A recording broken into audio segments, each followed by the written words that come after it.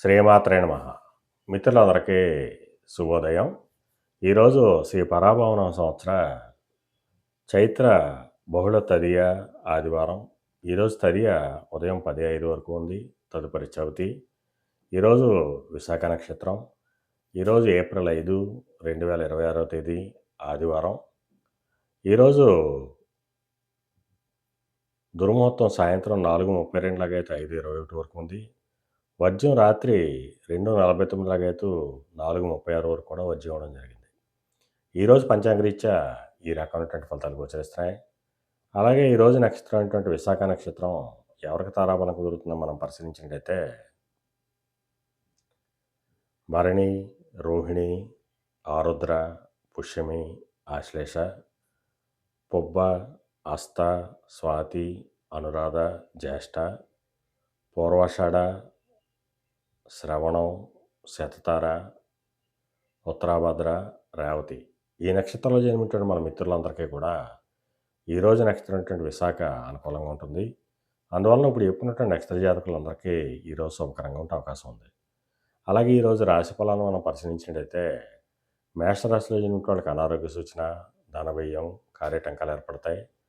వృషభ రాశిలో జన్మించిన వాళ్ళకి కళత్రపూర్వక ధనలాభం కలుగుతుంది.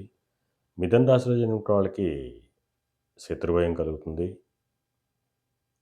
కర్కాటక రాశిలో జన్మించిన వాళ్ళకి సంతానానికి సంబంధించిన శుభవార్తలు అంటారు. సింహరాశిలో జన్మించిన వాళ్ళకి ఆకస్మిక ప్రయాణాలు చేయాల్సిన అవసరం ఉంటుంది. కన్యా రాశిలో జన్మించిన వాళ్ళకి పరాక్రమవంతమైన ఆదాయాలు ఏర్పడతాయి. తులారాశిలో జన్మించిన వాళ్ళకి చేసేటువంటి వ్యాపారాలు లాభసాటిగా సాగుతాయి. ధనాదాయం వృద్ధి చెందుతుంది. వృశ్చిక రాశిలో జన్మించిన వాళ్ళకి ఆరోగ్యం చేకూరుతుంది. ధనురాశిలో జన్మించిన వాళ్ళకి అనారోగ్య సూచన ఉంది. మకర రాశిలో జన్మించిన వాళ్ళకి చేసేటువంటి వ్యాపారాలు లాభసాటిగా సాగుతాయి. కుంభరాశిలో జన్మించిన వాళ్ళకి ఉద్యోగ అవకాశాలు పెరుగుతాయి.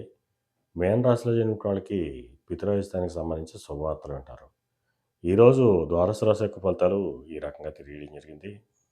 అలాగే ఈరోజు రాజకీయ రంగంలో ఉన్న వాళ్ళకి కానీ, సమాజంలో ఉన్నత వర్గాల్లో ఉన్న వాళ్ళకి కానీ, ఉన్నత కుటుంబాల్లో ఉన్న వాళ్ళకి కానీ, ఫైనాన్స్ రంగంలో ఉన్న వాళ్ళకి కానీ, బ్యాంకింగ్ రంగంలో ఉన్న వాళ్ళకి కానీ, మధురైనటువంటి వస్తువులు విక్రయాలు చేసిన వాళ్ళకి కానీ ఈరోజు మిక్కిలి శుభదాయకంగానూ లాభదాయకంగా ఉండే అవకాశం ఉంది.